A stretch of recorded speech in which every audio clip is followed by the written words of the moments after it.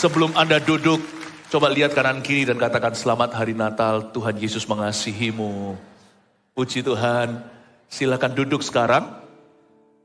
Selamat datang di ibadah perdana dari 8 kali kebaktian Natal kita hari ini. Dan besok saya menyampaikan firman melampaui palungan. Karena Yesus tidak selamanya bayi, tapi dia sekarang dibangkitkan. Jadi terimalah firman-firman ini yang akan mengenyangkan, khususnya mempersiapkan kita untuk tahun depan, yaitu visi tahun, menabur doa dan menuai sukacita. Sebagai berikut menunya, Anda bisa foto nggak apa-apa, usahakan mendengarkan semua, karena ini soal kehidupan. Ya, dan kebaktian pertama, saya beri judul doa dalam kebingungan dan menuai damai. Buka bersama dengan saya di Lukas pasal 1 ayat 26 sampai 38. Siapa di sini pernah sekali-kali bingung? Bingung akan rencana Allah. Tuhan ini maunya gimana sih? Coba jujur, siapa yang pernah bingung? Saya juga pernah bingung. Kalau kita nggak pernah bingung berarti kita maha tahu dong. Bukan hanya Tuhan, kadang-kadang kita mempertanyakan kehidupan. Aku ini mau dibawa kemana dalam hidup ini? Kenapa yang aku usahakan sejauh ini kok banyak gagalnya? Kenapa aku jatuh bangun? Kita pasti pernah kebingungan. Kebingungan juga bisa terjadi saat-saat kita merasa Tuhan kok diam saja. Apalagi ketika melihat kita sengsara atau dalam penderitaan. Di mana engkau Tuhan? Where are you when I need you the most? Di manakah engkau ketika aku paling membutuhkanmu?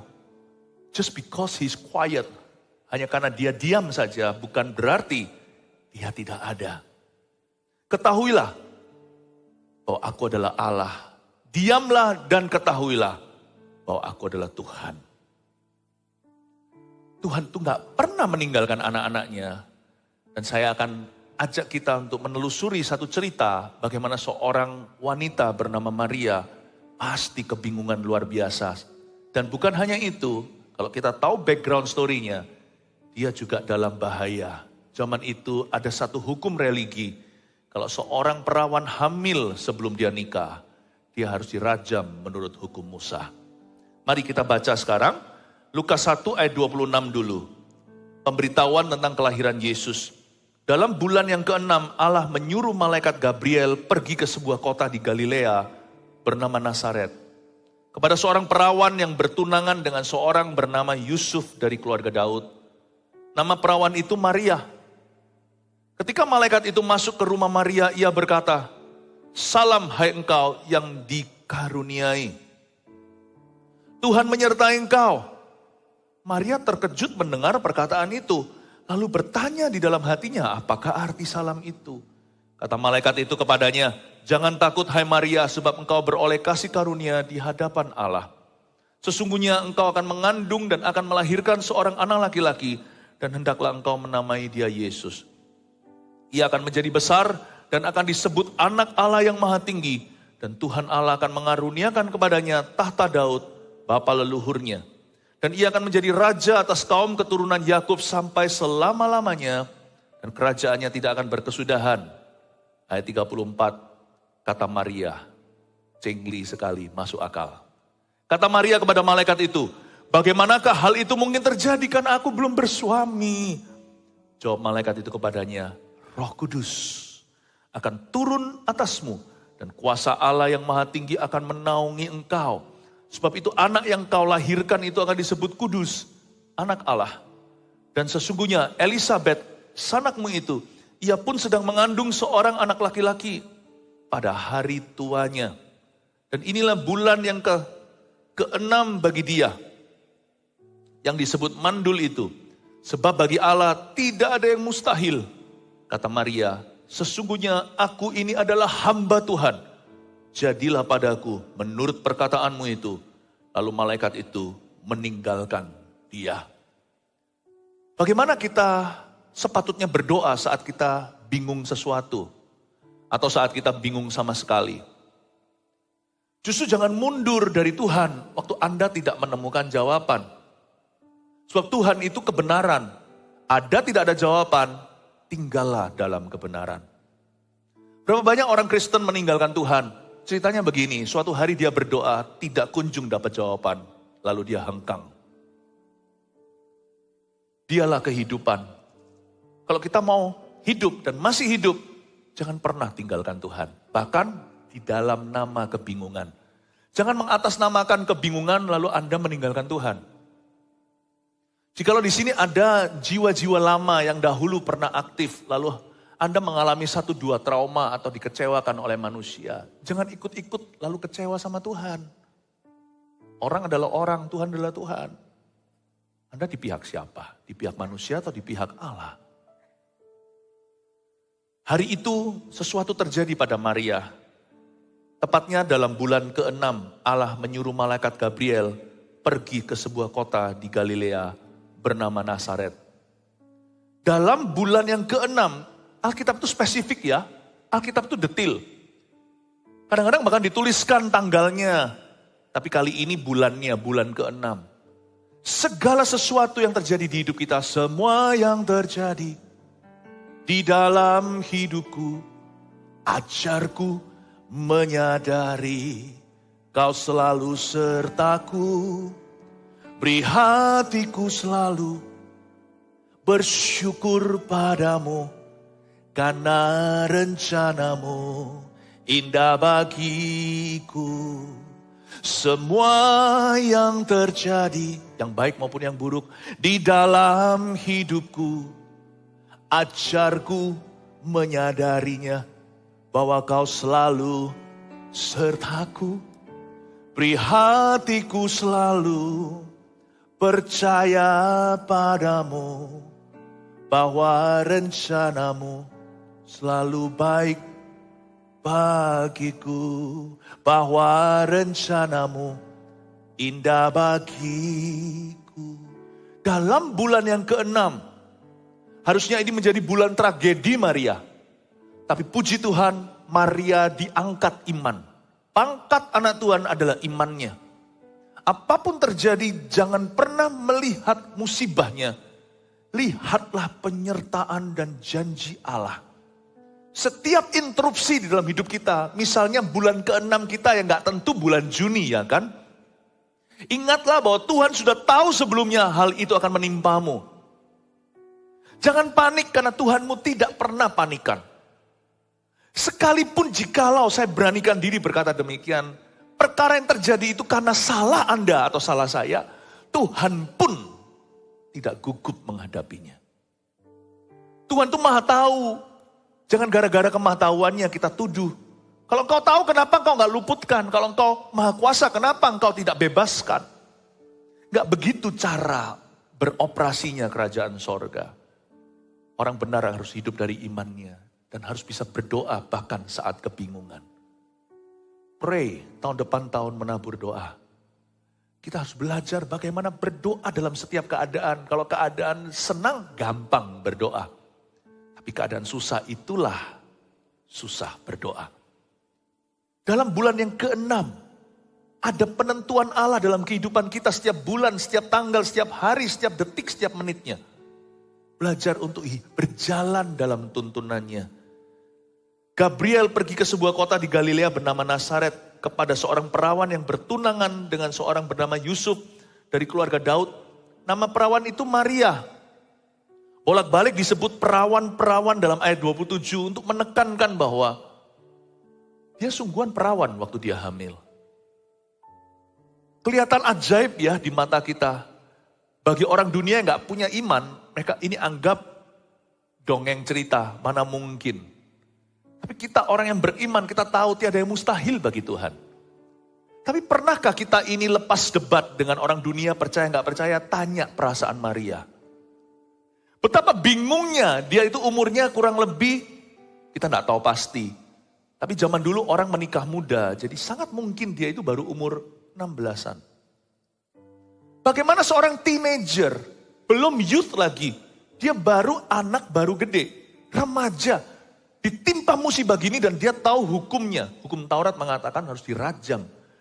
Lalu dia gimana ngomong sama Yusuf, kekasih hatinya. Sup, aku hamil. Yusuf berkata, aku gak pernah jamah kamu kok kamu bisa hamil. Coba bayangkan kebingungannya. Saya percaya semua ombak badai kepanikan menimpa benak pikiran. Saya yakin si perawan ini namanya Maria pasti ketakutan. Tapi sebelum itu belum diberitahukan apa sebenarnya kabar baik itu. Ketika malaikat itu masuk ke rumah Maria ayat 28, ia berkata, "Salam hai engkau yang dikaruniai, Tuhan menyertai engkau." Sebelum satu pencobaan datang, ingatlah Tuhan sudah menyalamimu. Tidak ada satu hal yang kita bisa alami yang melampaui kekuatan kita. Sebab sebelum kita akan diuji imannya, kita sudah dikaruniai. Tahukah Anda punya sumber gudang kekuatan sebelum Anda masuk ujian. Tuhan gak pernah menguji kita tanpa lesi kita dulu. Gak fair kan kalau guru tiba-tiba kuis, tapi gak pernah diajarkan, textbooknya pun gak ada. God is not like that. Jadi sebelum yang namanya malaikat itu memberitahukan kabar beritanya, malaikat itu mengucapkan salam Maria. Salam, hai engkau yang dikaruniai, Tuhan menyertai engkau. Kata engkau yang dikaruniai itu, you who have received grace. Malaikat mengingatkan Maria, untuk apa yang segera aku beritahukan ini, you have grace enough to receive it. Kamu punya kasih karunia yang cukup untuk menghadapinya. Ingatlah, bahwa statusmu itu sudah dikaruniai oleh Allah. Di mata Tuhan kau sudah diindahkan. Apapun yang kau perlukan, rasa takut dan sebagainya, sudah ada vaksinasinya. Tahukah Alkitab dari Kejadian sampai Wahyu, kata jangan takut, perjanjian lama, perjanjian baru, ada 365 kali diucapkan. Sebelum kita menginjakkan kaki ke Happy New Year 2023, sadarilah bahwa tiap hari Tuhan sudah netralkan rasa takutmu. Sudah ada kasih karunia untuk menyertaimu dalam waktu suka. Kasih karunia untuk menyertaimu dalam waktu duka.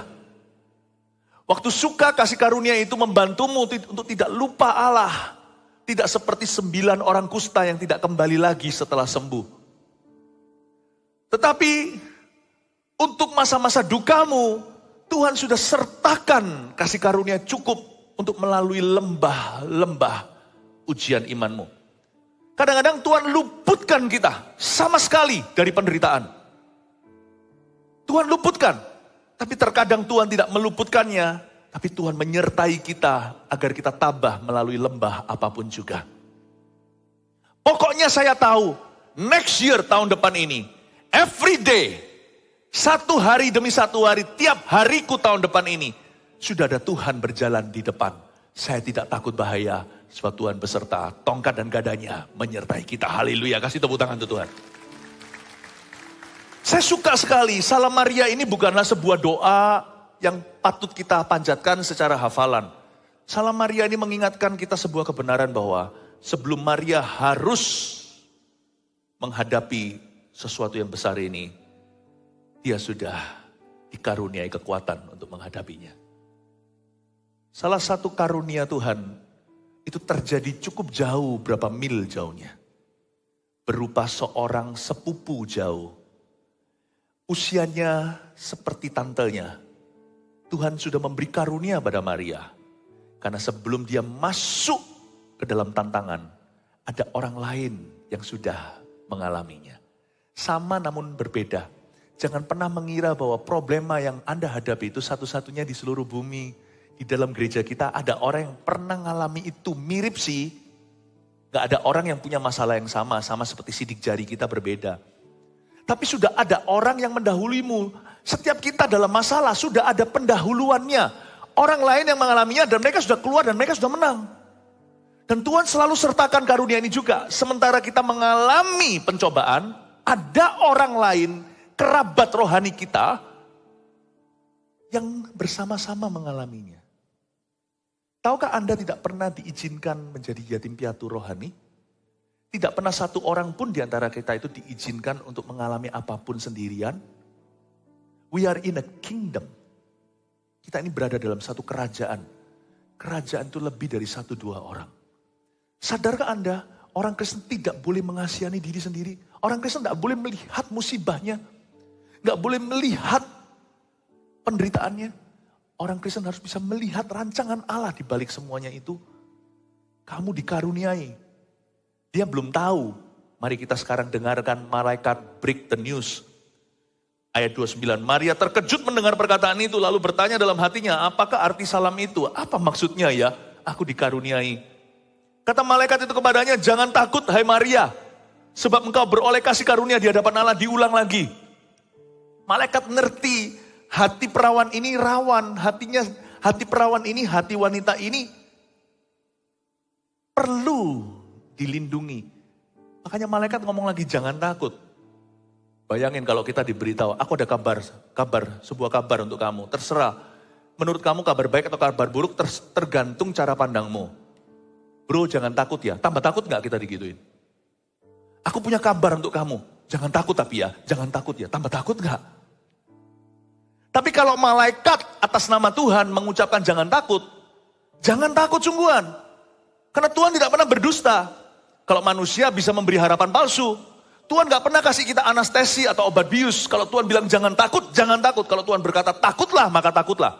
Takutlah akan Allah contohnya. Malaikat berkata jangan takut ya. I'm about to break the greatest news. Aku akan memberitahu kepadamu kabar yang paling besar.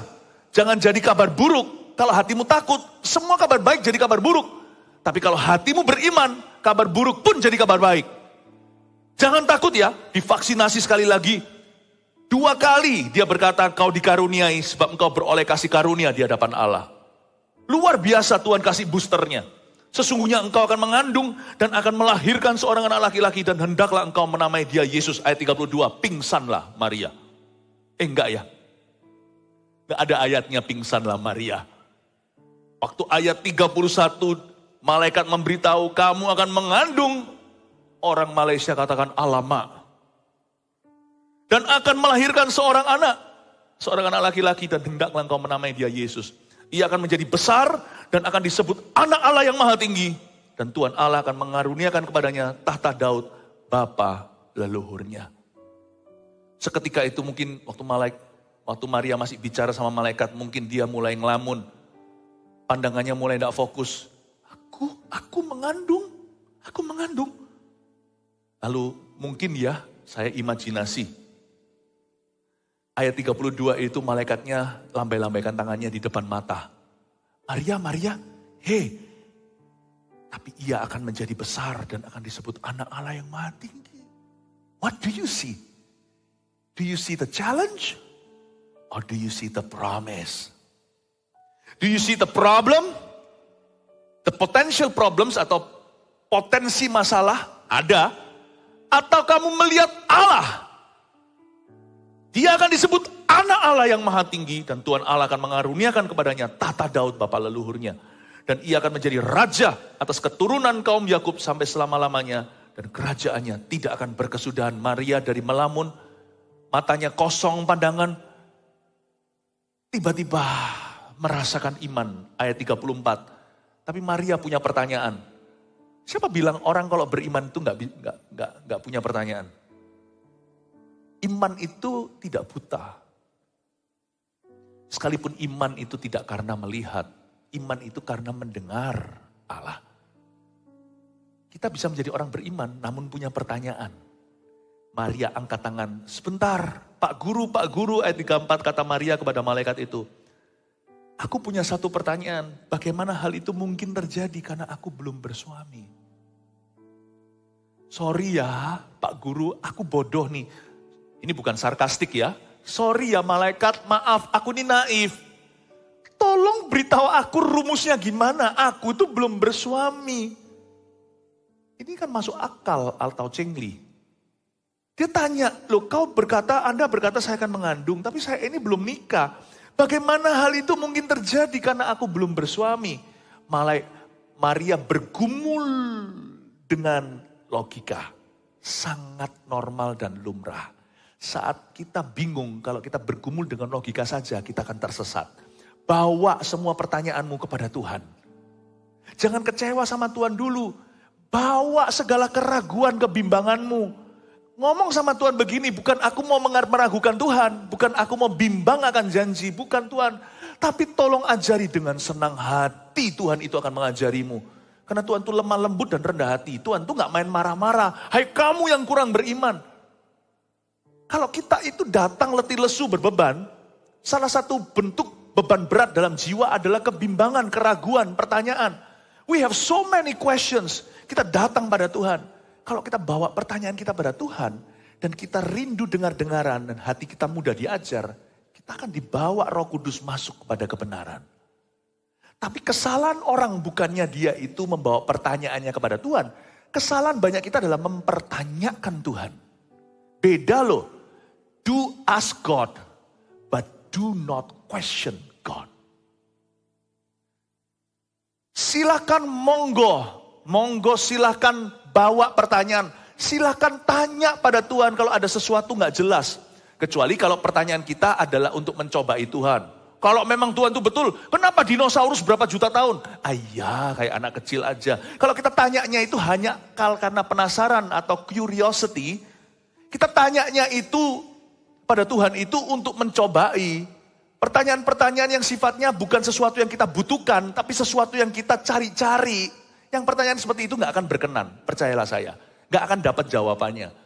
Kalau kita mau selidiki seluruh Alkitab dulu baru kita percaya sama Tuhan, kemungkinan besar kita gak akan percaya, berakhir Farisi dan ahli Taurat. Membawa pertanyaan pada Tuhan itu tricky. Tergantung motivasi. Tidak semua pertanyaan akan dijawab Tuhan. Dan kalau kita mempertanyakan Tuhan apalagi, sebagian kita itu frustrasi rohani mau tahu kenapa. Karena kita memberhalakan satu pertanyaan. Why atau mengapa? Nah pertanyaan why tidak selalu dijawab Tuhan. Kadang-kadang dijawab oleh Tuhan. Tapi kalau kita mau tahu semua why dulu. Segala sesuatu yang bersifat, segala pertanyaan yang lebih ke arah kenapa atau mengapa. Kalau kita mau tanya yang itu baru puas. Kita tidak akan pernah menemukan jawabannya. Maria tidak tanya why. Mengapa? Dia tanya how. Bagaimana? Dia nggak mempertanyakan kebijakan Tuhan lewat malaikatnya. Dia hanya minta edukasi lebih. Dia minta agar dia diberikan pendidikan. Dikasih ekstrakurikuler les privat sama malaikat. Please teach me how. Yang gini Yesus selalu menjawab. Tuhan Allah kita selalu berkenan untuk menjawabnya. Seperti seorang ayah yang berdoa kepada Tuhan waktu Tuhan Yesus jalan. Tuhan kalau engkau bisa lakukan sesuatu, sembuhkan anakku. Lalu Tuhan menoleh ke dia dan berkata, kalau engkau bisa, tiada mustahil bagi orang percaya. Langsung dia tertemplak. Dia tertegur dan tersindir oleh perkataan Yesus. Langsung dia merendahkan hatinya. Dia berkata, maksudku bukan mempertanyakan Tuhan, bisa atau gak bisa, maafkan aku Tuhan, aku orang yang kurang beriman. Aku percaya, tolong aku yang kurang percaya ini. Lalu Tuhan ajari dia. Kalau kita rendah hati datang pada Tuhan membawa pertanyaan kita, Tuhan selalu jawab kok. Salah satu wujud beban dalam jiwa adalah pertanyaan yang tidak kunjung terjawab dalam hidup ini. Tapi kalau bingungmu itu karena mengejar jawaban pertanyaan mengapa, good luck, God will not answer you. Karena kita main-main dengan kedaulatannya. Kita coba untuk obok-obok kedaulatan Tuhan. Kadang-kadang kita bukan karena Tuhan tidak mau memberi jawaban, kita nggak ready untuk jawabannya. Kita nggak akan siap untuk menerima jawaban. Karena hati kita di posisi yang salah. Tapi Maria tidak mempertanyakan Allah. Maria membawa sebuah pertanyaan yang masuk akal. Bagaimana hal itu bisa terjadi ya Tuhan, karena aku belum bersuami. Jawab malaikat itu kepadanya, lihat, Roh Kudus akan turun atasmu. Dan kuasa Allah yang maha tinggi akan menaungi engkau. Sebab itu anak yang akan kau lahirkan itu akan disebut kudus anak Allah. Malaikat straight to the point. Dia tidak bertele-tele menjawabnya. Roh Kudus yang akan melakukannya. Roh Kudus yang akan turun atasmu. Remember church, ingatlah jemaat. Apapun yang mustahil di mata manusia, kalau itu kejadian di hidupmu tahun depan, itu selalu dimulai dengan Roh Kudus turun ke atas hidupmu. Makanya segala sesuatu harus dimulai dengan doa. Segala sesuatu harus mulai dengan doa. Karena doalah persekutuan intim kita dengan Roh Allah. Ayat 36.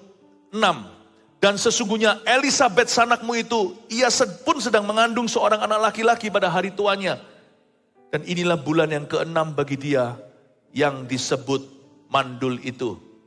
Sebab bagi Allah tidak ada yang mustahil. Tunggu sebentar. Ternyata Elisabet, sepupu jauh Maria yang usianya sudah seperti tantenya. Mungkin usianya sudah umur 70 kali. Mengandung 6 bulan anak pertama. Memasuki semester terakhir kehamilan, Maria diberitahu malaikat, "Hei, kamu tidak perlu bergumul sendiri. Ada satu orang yang hamil tapi dia bukan perawan." Sama mustahilnya karena dia sudah umur 70-an. Roh Kudus beri kekuatan kepada suami istri itu, yaitu Zakaria dan Elisabet, untuk melahirkan anak pertama kalinya. Pernah kamu dengar orang umur 70 melahirkan bayi sehat? Atau hamil sama sekali? Ini dia. Maria berbunga-bunga.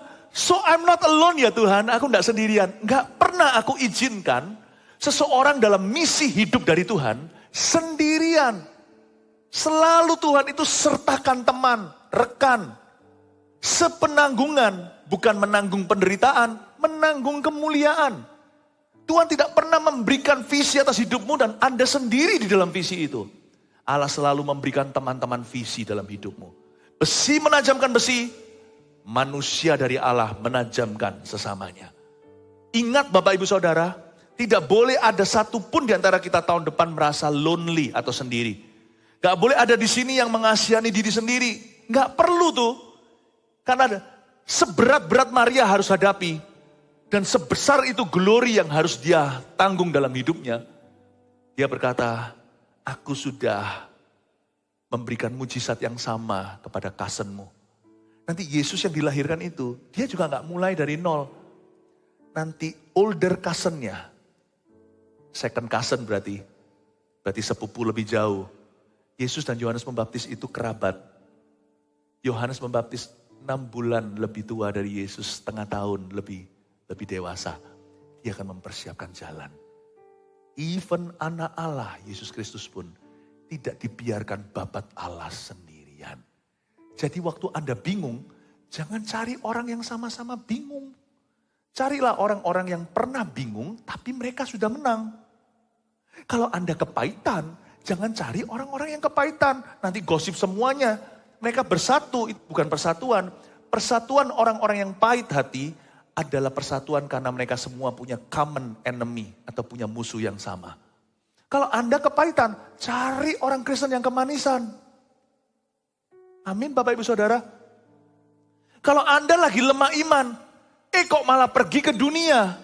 Mereka gak punya iman. Kok Anda turun kelas? Kalau di sini ada orang nyetir bensinnya low, Anda kan ke pom bensin kan?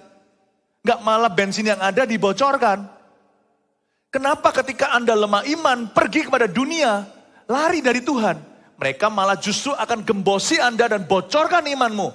Kalau Anda kurang iman, datangnya ke CG, datangnya ke gereja, datangnya ke ibadah, datangnya ke orang-orang Kristen yang beriman. Supaya iman kita bisa dikuatkan. Supaya ada orang yang meminjamkan iman kepadamu. Kalau kita di sini sedang salju misalnya, nggak pernah terjadi di Indonesia, kita kedinginan. Masa pergi ke kulkas? Kita harus cari api. Nyalakan api unggun. Nyalakan juga fireplace itu. Hangatkan dirimu. Kalau Anda mau hangat, dekat ke api. Kalau Anda mau berapi-api, dekat ke gereja. Dekat ke persekutuan saudara seiman. Jangan salah. Maria diberitahu sama Tuhan. Kamu ke situ, ke Elisabet. Supaya kamu belajar dari dia. Karena di mana kamu berada, Elisabet sudah melaluinya. 11-12 lah ya. Bagi Tuhan sama saja tidak ada yang sukar. Membuat satu nenek tua sudah lewat usia melahirkan bisa hamil. Membuat seorang perawan bisa mengandung juru selamat. Bagi Tuhan sama saja tidak ada yang susah. Dan memang sungguhan kalau Anda baca ayat-ayat berikutnya. Maria akhirnya traveling pergi ke Elisabet. Dan ketika dia berada bersama dengan Elizabeth, dia 3 bulan. Jadi Maria itu bantu Elizabeth melahirkan Yohanes Pembaptis. Jadi Maria pernah lihat Yohanes Pembaptis pasti. Maria tinggal sama Elizabeth 3 bulan. Elizabeth itu hamil sudah 6 bulan. 6 tambah 3, 9 bulan. Pasti gak mungkin Maria berkata bye-bye dulu. Tanggunglah, tinggal tunggu 1 minggu. Pasti Maria itu tinggal lebih lama untuk bantu persalinan. Selama 3 bulan itu Elizabeth dihibur oleh Maria. Oh ternyata aku juga gak sendirian toh. Ada kamu. Waktu Maria masuk menginjakkan kaki dan mengucapkan salam kepada Elizabeth. Bayi di dalam kandungannya itu melonjak. Melonjak bahagia. Yohanes Pembaptis penuh Roh Kudus saat Maria menginjakkan kaki ke rumahnya. Wow, Elizabeth senang sekali. Inilah ibu juru selamat. Saya percaya cewek sama cewek, perempuan kalau sampai malam-malam kongko-kongko pasti lama. Saya bayangkan mereka kongko apa ya, Maria sama Elizabeth. Mungkin Elizabeth mementori Maria. Kamu tahu ya, dulu kami ini gak percaya. Ya, ini loh suamiku. Sampai bisu, ini sekarang gak bisa ngomong. Iya, kenapa Koko Sakaria gak bisa ngomong? Ya, karena dia gak percaya. Malaikat datang sama dia mempertanyakan Tuhan. Loh silakan monggo tanya. Bukan tanya, malah mempertanyakan. Lihat dia bisu. Koko Sakaria berkata, iya, kamu juga harus percaya. Iya loh Ciel ya panggilannya. Ci Elizabeth, iya loh, aku hampir loh mempertanyakan. Loh gak mungkin lah Tuhan, sekalipun Tuhan mencipta langit dan bumi, masakah Tuhan bisa membuat seorang itu hamil seorang wanita hamil tanpa sperma laki-laki? Mana bisa? Untung aku gak jadi ngomong karena waktu aku kecil dulu sekolah, aku belajar Adam dan Hawa. Tuhan menciptakan Adam dan Hawa tanpa papa mama. Oh, iya, berarti bisa. Untung Luci, aku gak ngomong gitu. Ya untung kamu gitu, nanti kalau kamu kayak gitu nanti kamu bisu. Ya. Koko Sakaria di sana. Dimentori. Nanti kalau anak ini lahir, kamu harus gimana gitu. Lalu di situ Yusuf juga ada di sana diberitahu. Kamu jaga kekudusan ya. Kamu jaga loh, ini bayi suci disebut anak Allah yang Maha Kudus. Tidak boleh ada campur tanganmu. Kamu jaga dia ya, bersedia ya. Iya Ci. Kamu nanti itu harus belajar peka sama Tuhan. Bayi ini tidak tahu nanti gimana, kita saling mendoakan. Nanti Tuhan akan pimpin anakku ini. Belum kasih nama sih. Namanya siapa Ci? Nggak tahu nanti. Tapi Tuhan berkata kasih nama dia Yohanes. Nanti seperti apa perjalanannya kita harus dengar-dengaran. Kamu juga harus dengar-dengaran loh ya. Yusuf, biasanya Tuhan kalau ngomong sama kamu lewat cara gimana? Nggak tahu. Aku pokoknya saleh cari Tuhan. Tiap tahun mesti mempersembahkan korban. Tapi nggak apa-apa, Tuhan tuh punya 1001 cara. Mungkin salah satu tahun nanti disebut tahun mimpi dan penglihatan untuk kamu. Karena Yusuf kan terima berbagai macam suara Tuhan lewat mimpi kan. Tenang aja, Tuhan akan tuntun kamu. Dimentori. Luar biasa loh. Jangan bingung. Tuhan ada mentor-mentor dalam hidupmu, di hidup ini. Jangan bingung. Dan kalau Anda adalah mentornya, jangan selalu memperhatikan masalah sendiri. Masih ada Maria, Yusuf yang lain yang Tuhan sertakan dalam hidupmu. Yang perlu Anda mentori. Jangan bengong sama diri sendiri. Doakan mereka. Amin Bapak Ibu Saudara. Dan Maria berkata seperti ini ayat 38, kata Maria, sesungguhnya aku ini adalah hamba Tuhan. Jadilah padaku menurut perkataanmu itu. Lalu malaikat itu meninggalkan dia. Saya kasih 3 poin untuk Anda bawa pulang sebuah renungan. Doa dalam kebingungan malah berakhir Maria menuai damai. Nomor 1, percayalah bahwa di balik setiap interupsi hidup ada tujuan mulia. Tuliskan itu. Jangan terkejut. Orang yang jalan sama Yesus tidak bisa terkejut 100%. Karena tidak ada kejutan buat kita, orang-orang percaya. Tuhan sudah jalan di depan. Mau entah itu terjadi di bulan 3, kayak bulan 6, bulan 9. Kalau saya jalan sama Tuhan, God is already there. Ada 2 skenario kejutan yang mungkin terjadi. Yang pertama, suatu skenario kejutan yang terjadinya berada di luar pengaruh kita. Sesuatu menimpa. Yang kayak gitu itu ada kasih karunia Allah nanti. Tapi juga ada kejutan yang terjadi di hidup kita karena ulah kita sendiri atau kesalahan. Itu pun ada anugerahnya. Amin Bapak Ibu Saudara.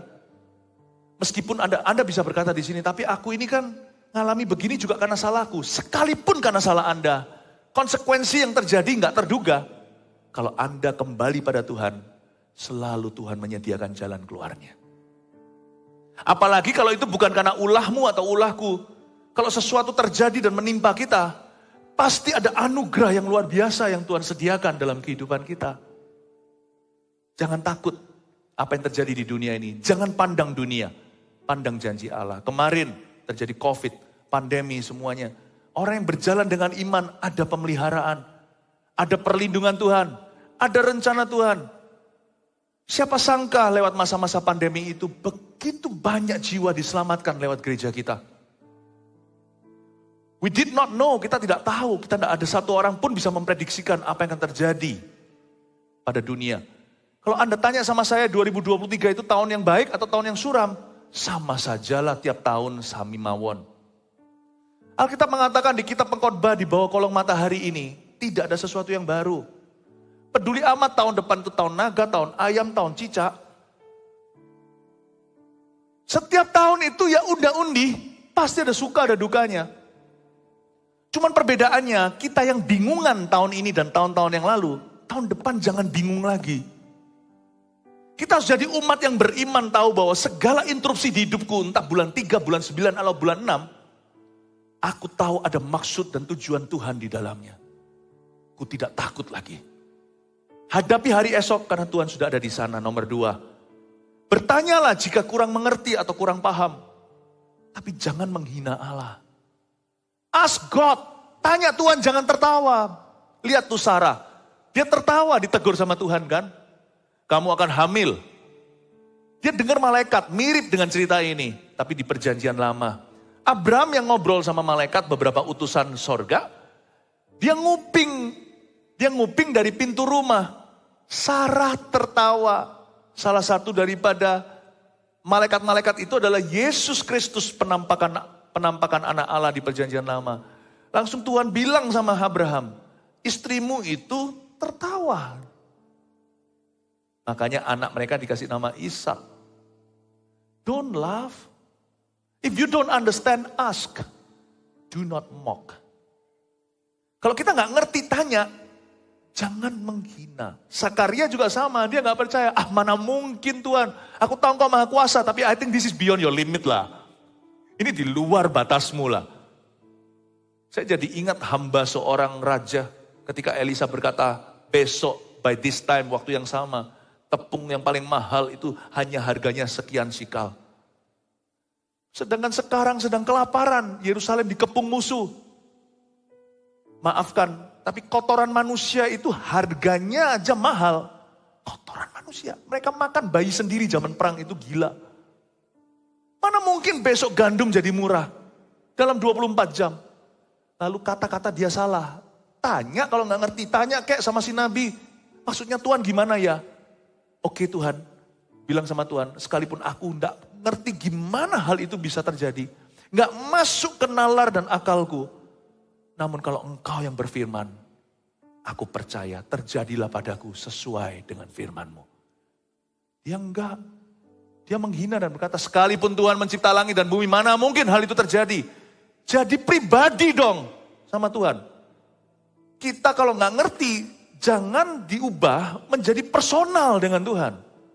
Mana mungkin kau bisa? Mana mungkin? Gak masuk akal tuh firman. Never do that. Do not point. Jangan sampai menunjuk ke sorga dalam ketidakpercayaan. Sebab tanpa iman, kau tidak bisa berkenan. Kalau kita kurang iman, minta iman sama Tuhan. Kurang ngerti, tanya sama Tuhan. Untungnya Maria tanya, bagaimana hal itu mungkin terjadi? Tolong aku ini diberikan edukasi. Didik aku yang kurang ngerti. Kalau kita ada sesuatu yang kurang paham, bertanyalah. Tapi jangan pernah menghina Allah. Amin Bapak Ibu Saudara. Bukannya tambah clear, nanti tambah bingung kalau kita menghina Tuhan. Yang ketiga, berdoalah dalam Roh Kudus hingga hati menang dan damai sejahtera. Kalau Anda ragu, bingung, kalau lagi bingung, saya kasih satu alamat. Masuklah ke kloset doamu sendiri. Sekalipun jikalau kloset doa itu misalnya kalau Anda lagi bepergian, kamar cuma satu, hotel, suami, istri, anak, masuklah ke WC. Tutuplah itu pintu toiletnya.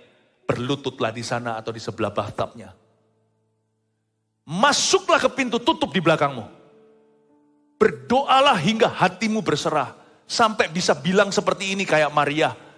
Ya Tuhan, ya wis, ya sudah. Kalau engkau berfirman, terjadilah sesuai dengan firman-Mu. Aku kan cuman hamba-Mu. Kalau bingung, jangan malah justru menyebarkan kebingungan. Kalau kita lagi ragu atau bimbang, jangan keluar dari rumah. Malah justru haha, hihi, haha. Malah menyebar kekeruhan. Kalau Anda lagi bingung, masuk ke ruang doamu. Berdoa di dalam Roh Kudus yang bisa bahasa roh itu keuntungan. Bangunlah dirimu di atas dasar imanmu yang paling suci dengan berdoa di dalam roh. Kata firman Tuhan di perjanjian baru. Kalau saya lagi bingung, saya komat kamit berbahasa lidah sampai hati saya plong. Saya tidak keluar dari ruang doaku. Sampai hati saya berserah, sampai hati saya menang, sampai hati saya damai sejahtera. Hari itu Maria tidak mengizinkan malaikat itu pergi.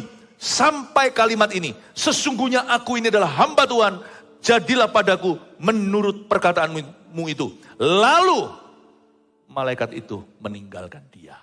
Do not leave God's presence when you are confused. Waktu Anda bingung, jangan tinggalkan hadirat Allah sampai hatimu tembus dan menang. Puji Tuhan untuk bahasa lidah. Bahasa lidah adalah doa yang paling ampuh saat kita kebingungan. Karena waktu otak kita melawan, roh kita tambah kuat. Waktu roh kita semakin kuat, lebih kuat daripada otak kita, otak jasmani kita. Biasanya ujungnya pembaharuan akal budi terjadi. Waktu kita buka firman, lebih mudah menerima dan kita dicuci bersih. Otak kita yang melawan itu akhirnya tunduk pada firman Allah. Bapak, Ibu, Saudara, doa dalam kebingungan dan menuai damai. Percayalah bahwa di balik setiap interupsi hidup ada tujuan mulia. Bertanyalah jika kurang mengerti, tapi jangan menghina Allah. Berdoalah dalam Roh Kudus hingga hati menang dan damai sejahtera. Mari kita semua bangkit berdiri. Tuhan Yesus memberkati.